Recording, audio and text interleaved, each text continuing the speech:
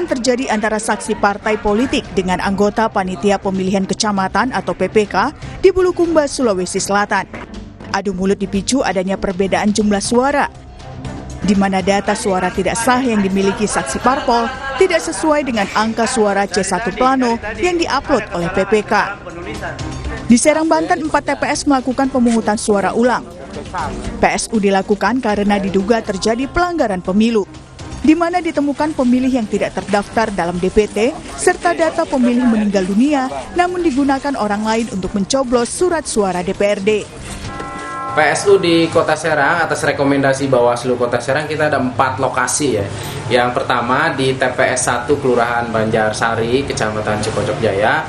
Yang kedua di TPS 7 Kelurahan Kamanisan, Kecamatan Curug. Yang ketiga TPS 24 di Kelurahan Sepang, Kecamatan Taktakan.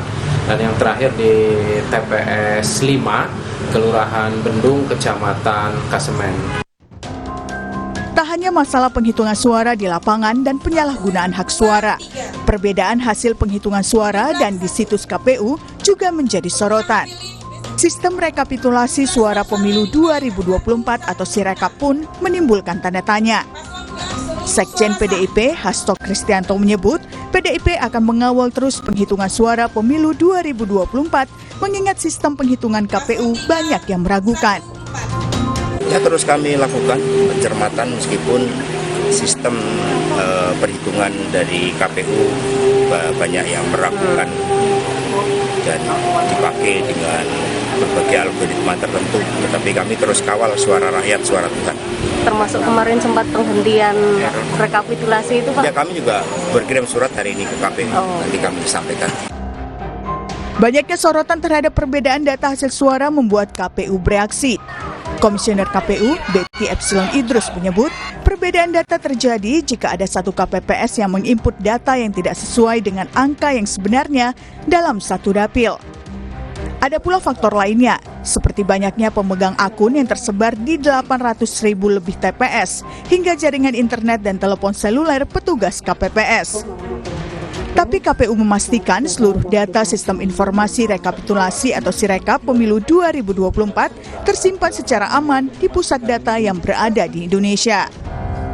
Sudah diaudit oleh lembaga yang berwenang, tadi sudah saya sampaikan, asesmen sudah dilakukan, bisa dilihat tadi, silakan, tadi saya sudah jelaskan prosedurnya, mekanisme kerjanya, detail sekali, silakan untuk dilihat C-Planonya, sekali lagi kita lihat, sekali lagi ya Mas Mbak semuanya, Sirekap adalah alat bantu. Ketika alat bantu, ayo dilihat dan jangan lupa bahwa hasil resmi adalah rekapitulasi berjenjang dilakukan dari TPS ke PPK sama dengan KPU. Sistem rekapitulasi suara pemilu 2024 atau Sirekap merupakan alat bantu yang disiapkan KPU untuk melakukan pencatatan dan pendokumentasian hasil penghitungan suara TPS. Meski demikian, hasil resmi penghitungan suara berasal dari penghitungan berjenjang yang dilakukan mulai dari TPS, PPK, hingga KPU. Tim Liputan, Kompas TV.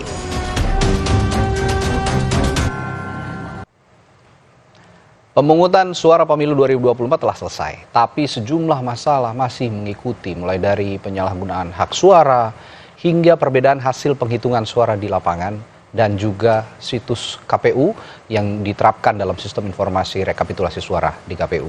Kondisi ini pun menimbulkan pertanyaan, apakah benar terjadi kecurangan di pemilu kali ini? Kita akan bahas soal ini bersama sejumlah narasumber. Ada Komisioner KPU periode 2017-2022, Bung Ilham Saputra. Selamat pagi. Selamat pagi, Mas. Sehat ya? Sehat, alhamdulillah. Oke.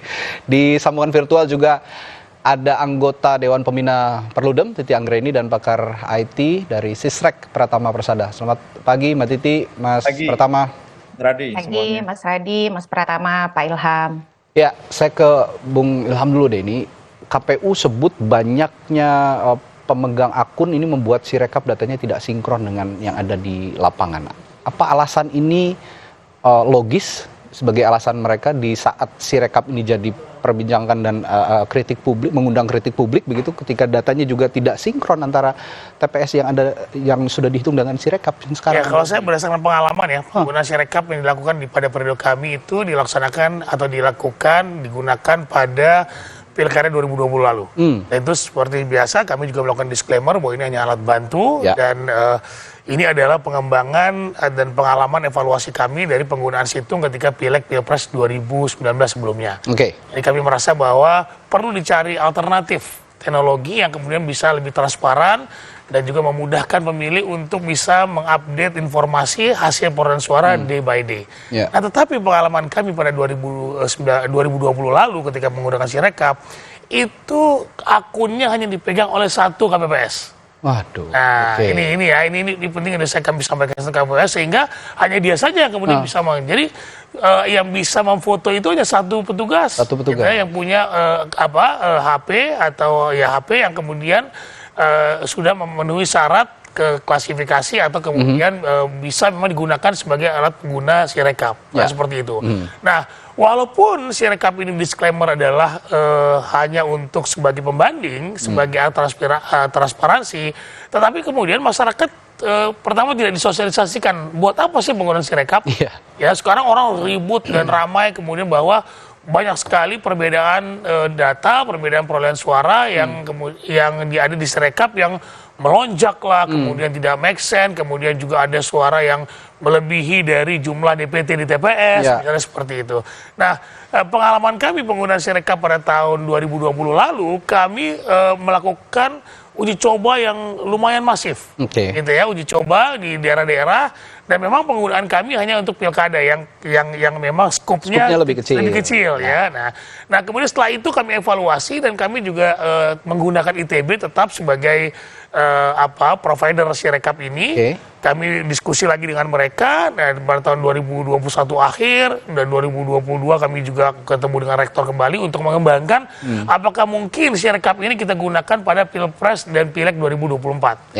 Nah, setelah ada MOU, nah sampai situ kami tidak lagi setelah kami masa jabatan kami berakhir pada April 2022, nah itu kami tidak pernah diajak diskusi lagi soal itu. Ya, transfer knowledge tidak ada, dan sampai saat ini juga kami tidak pernah diundang lagi untuk mendiskusikan apapun terkait dengan penyelenggaraan pemilu. Padahal Bung Ilham juga transfer knowledge yang dibutuhkan itu juga sangat penting sepertinya, karena pernah digunakan dalam pilkada meskipun skupnya kecil, tapi ini harusnya jadi pelajaran bersama. Tapi begini, saya juga punya pengalaman meliput penghitungan suara pada saat saya di lapangan pada saat itu, mulai pemilu 2009. Ketika itu memang ada sistem tabulasi juga yang sudah ditampilkan di situs KPU. Tapi ada data pembanding ketika kita datang ke KPU, itu ditampilkan di seperti ruang media center begitu. Jadi kita bisa mengakses bersama. Saat ini sepertinya tidak ada data pembanding juga yang disodorkan oleh KPU sebagai salah satu bagian dari informasi publik gitu. Apakah ini Sirekap ini juga akurat atau tidak begitu. Nah, kira-kira Anda melihatnya kenapa tidak ada data pembanding lain selain Sirekap saat ini? Iya, sebetulnya justru data pembanding itu dari Sirekap. Dulu namanya ada Situng dan 2014 2019 ya. Nah, kemudian tapi persoalannya sekarang data pembandingnya kan ada permasalahan ya, karena memang sulit sekali untuk kita membandingkan dengan data yang amburadul seperti kemarin misalnya saja, walaupun ada perbaikan. Dan tetapi saya ingin menyatakan bahwa dari 2004 sampai 2024 sebetulnya kita memang ada data pembanding.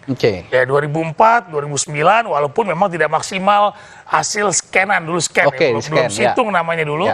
2014 baru situng hasil scanan, tapi belum maksimal, hanya sampai mungkin 20-30%. 2004 ada sekian persen, 2009 20 sekian persen kalau saya tidak salah. Kemudian 2014 ada sekian 80 sekian persen. 2019 kita mencapai 90% ya untuk menjadikan data itu. Dan sekarang saya tidak tahu apakah kemudian sudah sejauh mana ini sekarang Sirekap ini bisa memberikan informasi kepada masyarakat. Maksudnya mungkin baik ya, ada satu pintu gitu informasi penghitungan suara. Tapi kalau misalnya memang ada masalah ya seharusnya ada juga informasi pembanding mengenai hal ini, dan ini harus diungkapkan kepada publik. Mbak Titi, ini lagi-lagi Mbak Titi ya, kalau saya lihat tadi juga kita dalam berita pengantar sudah melihat ada protes sana sini, ada protes dari saksi partai politik, belum lagi saksi capres-cawapres begitu di berbagai daerah di seluruh Indonesia. Saya agak khawatir jika ini didiamkan akan menjadi bola salju dan makin besar dan akhirnya eskalasinya masuk ke tahap nasional. Lagi-lagi pertanyaan saya sama, apa yang harus dilakukan KPU ketika ini sepertinya terkesan didiamkan begitu, Mbak Titi? Iya, terima kasih Mas Radi. Jadi problem Sirekap ini saya kira ada 3 hal. Nanti yang detailnya bisa dengan Mas Pratama. Ya. Pertama adalah problem teknologi ya. Nah itu memang disampaikan bahwa ada ketidakakuratan di dalam mengkonversi foto menjadi angka. Nah yang kedua itu ada problem sosialisasi, itu tadi sudah disampaikan juga oleh Pak Ilham. Meskipun ada disclaimer itu di bagian bawah. Dan banyak caleg kita itu yang terlalu terpana dan terpesona dengan angka yang tiba-tiba naik luar biasa. Ya. Ada yang sampai puluhan ribu dan seterusnya. Dan ini berkaitan dengan pemahaman cara kerja Sirekap. Jadi mereka ketika mengakses Sirekap langsung mendapati angka-angka yang bombastis tanpa memahami bahwa mereka juga harus melihat pindai C hasil ya seperti di layar ya. Yang merupakan cerminan bisa dikatakan begitu walaupun juga tetap harus diperiksa hasil otentik TPS. Nah dia hanya fokus pada yang ini nih. Dia tidak lagi mengecek gambar C hasil yang merupakan hasil otentik. Kan sebenarnya hasil kerja KPPS itu yang otentik itu adalah yang difoto tadi, image C hasil.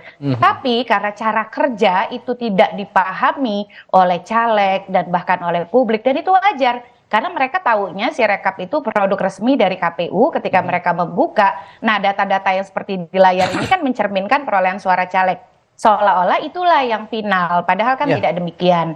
Nah itu problem sosialisasi itu bisa berbahaya, terutama kemudian ketika sampai kepada pihak-pihak yang tidak memahami konteks dengan baik. Dan dia akan semakin berbahaya yang ketiga nih, kalau respon di dalam menyikapi temuan ataupun kemudian laporan itu lambat atau dianggap tidak memuaskan, maka dia akan terkonklusi kepada tuduhan atau dugaan kecurangan, manipulasi, dan seterusnya.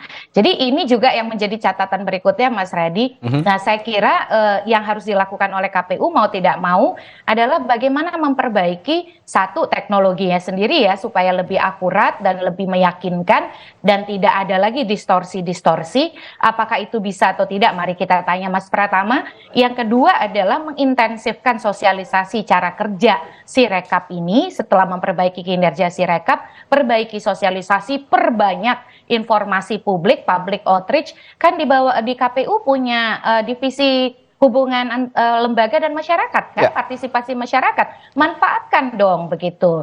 Nah yang ketiga itu menurut saya adalah soal respon. Jadi bagaimana KPU ini rutin mampu menjelaskan setiap perkembangan kepada masyarakat, bukan berbentuk defensif, seolah-olah membela diri tidak mau mendengar, tapi justru ada laporan, ada keberatan, ada temuan langsung dijawab begitu ya. Tidak kemudian menunggu lama. Yang berbahaya dari informasi yang terbiarkan itu adalah dugaan atau spekulasi soal kecurangan atau soal pelanggaran. Nah itu yang tidak boleh. Sebenarnya apa yang disampaikan oleh Sirekap ini bagi saya masyarakat sipil itu sangat diperlukan. Karena tidak mungkin saya bisa membaca hasil dari semua TPS, minimal saya bisa melihat konfigurasi di daerah saya, di kelurahan saya, kecamatan saya. Karena kan tidak mungkin saya setiap hari bisa ke kecamatan memeriksa proses walaupun sudah ada pengawas dan lain sebagainya. Jadi ini bentuk transparansi yang baik, tapi dia bisa menjadi tidak akuntabel kalau sosialisasinya buruk, respon atas tanggapan masyarakatnya juga lambat gitu. Jadi makanya saya suka bilang Sirekap ini upaya transparansi tapi belum akuntabel begitu. Nah itu yang harus diperbaiki oleh KPU.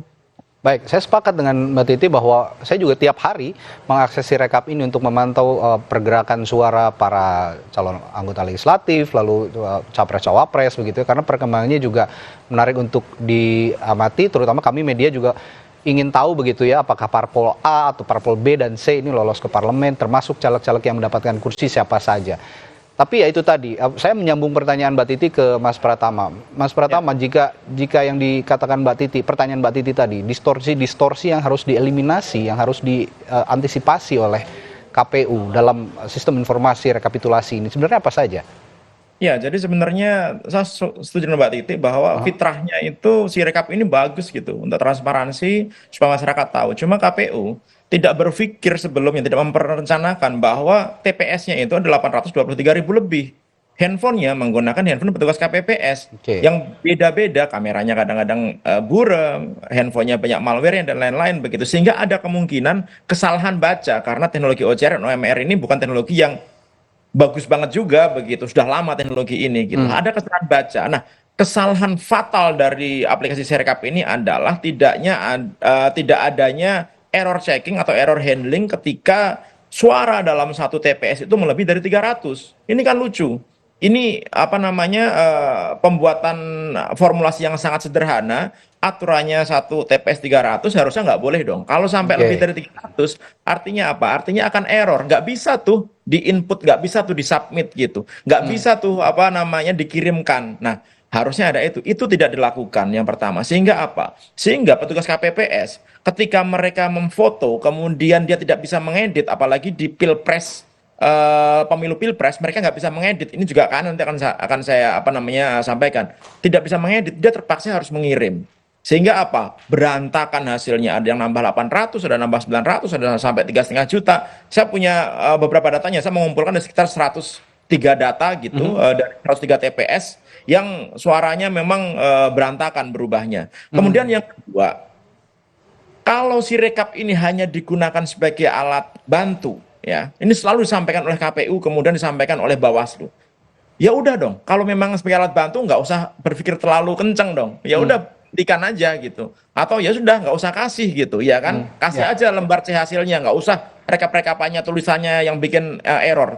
Tapi kan ternyata enggak. Nah, saya baru tahu tuh Mbak Titi, ternyata di keputusan KPU nomor 66 tahun 2024 tentang pedoman teknis pelaksanaan pemungutan penghitungan suara dan pemilihan umum, itu di halaman 12 nomor 44 disebutkan bahwa Sirekap itu adalah perangkat aplikasi berbasis teknologi informasi sebagai sarana publikasi hasil perhitungan suara dan proses rekapitulasi hasil perhitungan suara. Hanya alat bantu. Kemudian berikutnya baru sebagai alat bantu dalam pelaksanaan rekapitulasi hasil penghitungan suara pemilu. Makanya kemarin ada penghitungan suara di tingkat kecamatan dihentikan. Hari Minggu. Kebetulan apa namanya adik saya camat tuh di Neglasari gitu. Dia ngomong sama saya, "Mas, ini dihentikan kenapa? Nggak ada alasannya gitu." Loh, harusnya nggak ada hubungannya antara Sirekap ini dengan perhitungan manual dong. Kan Sirekap hanya untuk alat bantu. Tapi ternyata gara-gara mau sinkronisasi apa data yang ada di Sirekap, perhitungan berjenjang itu juga dihentikan. Ada apa nih? Kan itu agak nggak logis. Kemudian yang kedua, saya sebutkan untuk pilpres, kok lucu gitu? Petugas KPPS nggak bisa mengedit suara yang didapatkan dari pemilu pilpres. Padahal cara paling efektif untuk mengurangi kesalahan ini adalah dari level TPS. Cuma 300 suaranya. Kemudian saksinya ada banyak, ada panwas, ada masyarakat. Sehingga kalau misalnya terjadi kesalahan, disitulah apa namanya bisa diedit dengan disaksikan semua orang. Tapi ternyata khusus untuk pemilu pilpres nggak bisa diedit loh. Nah, ini menurut saya perlu dijawab nih apa namanya oleh KPU. Kenapa kok untuk pemilu pilpres tidak bisa diedit? Karena dari hasil temuan saya memang begitu, dari 103 itu memang tidak semuanya satu paslon yang suaranya menggelembung menjadi besar, tapi sebagian besar 85% lah ya paslon nomor itu gitu yang suaranya menggelembung gitu. Nah, ini menurut saya hal yang harus diperhatikan oleh KPU. Apa sih susahnya bikin aplikasi seperti ini gitu? Anak-anak yang baru lulus SMP aja kalau dia ngerti programmer, dia bisa membatasi itu bahwa kalau misalkan value-nya nggak boleh 300, nggak bisa di-input. Kemudian berikut, ini kita belum ngomongin masalah perubahan suara ya. Kalau misalkan KPU meletakkan servernya, ternyata ada di server Alibaba Clouds begitu, yang kita sebenarnya nggak punya kontrol terhadap fisiknya, walaupun kemarin Bu Betty bilang bahwa ada di Indonesia, tapi di Indonesia di sebelah mana? Punya nggak akses terhadap fisiknya gitu? Karena orang yang punya akses terhadap fisik server itu dia bisa melakukan apa saja gitu, mau merubah suara, merusak suara, merekayasa suara dan lain begitu. Nah, pasan keamanan menurut saya kurang tepat. Kenapa? Karena di regulasi kita punya peraturan pemerintah PP nomor 71 tahun 2019 tentang penyelenggara sistem transaksi elektronik. Baik. Penyelenggara sistem elektronik lingkup publik itu harus meletakkan servernya di Indonesia. Gitu. Nah, kemarin ketika terjadi kesalahan, ini yang lebih fatal lagi nih, Mas Radi, menurut saya. Ketika Sirekap bermasalah, apa yang dilakukan oleh KPU? Ternyata mereka memberikan instruksi kepada petugas KPPS untuk mengirimkan data dari TPS itu menggunakan Google Drive. Oke, Google Drive ya. Google Drive, gimana ini? Google Drive kan ada keterbatasan cloud juga kapasitasnya. Ya, dan kita nggak tahu itu servernya ada di mana Google Drive. Ya, oke. Ini yang menurut saya KPU ya, ini harus benar-benar dijelaskan oleh KPU. Tapi saya akan ke Bung Ilham soal KPU yang menghentikan sementara ini proses Sirekap atau penghitungan suara juga di lapangan karena ada kekisruhan atau kekacauan input data juga yang tidak sesuai dengan input data yang dilakukan di TPS dengan data yang ditampilkan dalam Sirekap. Nah, apakah langkah ini juga sudah tepat yang dilakukan KPU untuk menghentikan sementara proses penghitungan suara? Tapi jangan dijawab dulu ya, Bung Ilham, saya akan tanyakan ini nanti setelah jeda. Tetaplah bersama kami di Sapa Indonesia Pagi. Kami segera kembali.